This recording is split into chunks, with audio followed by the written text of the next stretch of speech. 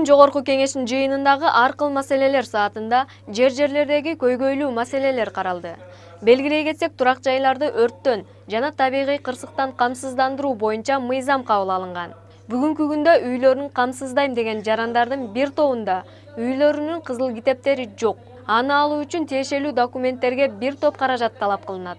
Бул тууралуу Жогорку Кеңештин депутаты Рада Туманбаева региондорду өнүктүрүү жылында кызыл китеп алуучуларга жеңилдиктерди берүү керек деди. Быйылкы ушул региондорду өнүктүрүү жылында кандайдыр бир жеңилдиктерди берүү, преференцияларды берүү менен ошол кызыл китепти алууга биз жардам берсек, ошондо ушул камсыздандыруу жөнүндө баягы турак жайды өрттөн жана табигый кырсыктардан милдеттүү түрдө камсыздандыруу мыйзамы ишке ашат эле да. Ушуга көңүл буруп койсоңуздар. Парламенттин отурумунда депутат Тазабек Икрамов Ысык Көл облусунун Тоң районунун Тогуз Булак айылында 2014-жылы курулуп башталган спорт аянтчасы дагы да болсо бүтпөй жатканын айтып, муну бүтүрүп берүүнү сунуштады. Ошондой эле аэропорт маселесине да токтолду. Тестте ошол жерде өзүнүн ишин билбеген ушундай адамдардын кесепетинен тез ушундай бир авариялык абалга учурады да. Мен айтат элем, ушу Кудай сактасын. Бул адамдарды ташыган самолет адамдарды ташып эки жака учуп, мына Европадан дагы азыркыга чейин кара тизмеден чыга албай жатат да. Ошондуктан ушул жерде дагы сөзсүз түрдө өзүнүн ишин билген кесипкөй адамдарды алып келишин талап кылат элем. Эл өкүлү Иса Өмүркулов жаңы үй бүлө кургандарга жер тилкесин бөлүү, жаңы социалдык объектилерди куруу бүгүнкү күндүн талабы экенин белгиледи. Ал аткаруу бийлигинен трансформация көйгөөнүн ыкчамдатуусун талап кылды. Ылдамдатылса болот эле. Себеби мына жаз келатат. Канча эл күтүп атат.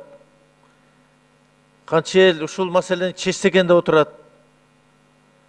Жаз алды менен мына сууктар кетсе эми үй курайын дегендер бар. Бөлөк иштерди жасайлы деген биздин жарандар бар.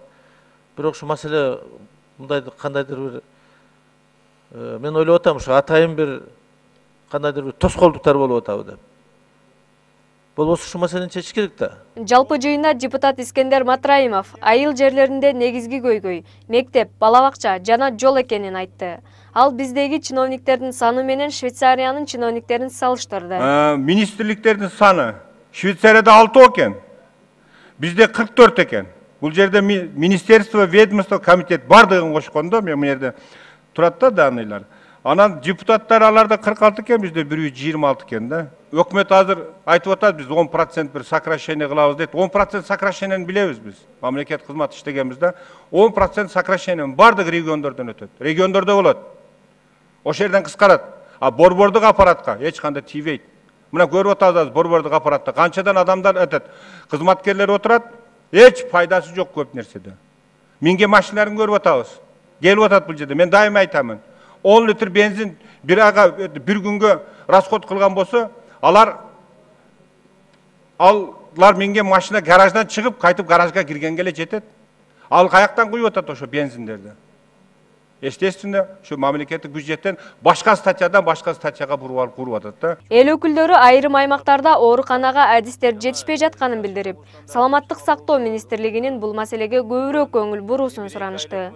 Ошондой эле депутат Бактыбек Райымкулов айрым жерлерде ооруканалардын эскилиги жеткенин кошумчалады. Бүгүнкү парламенттик отурумда депутаттардын көпчүлүгү аймактардагы көйгөйлүү маселелерди көтөрүп чыгышты. Рыскүл Жайлообай кызы, Азамат Жумадилов, Next TV күндүн темасы үчүн.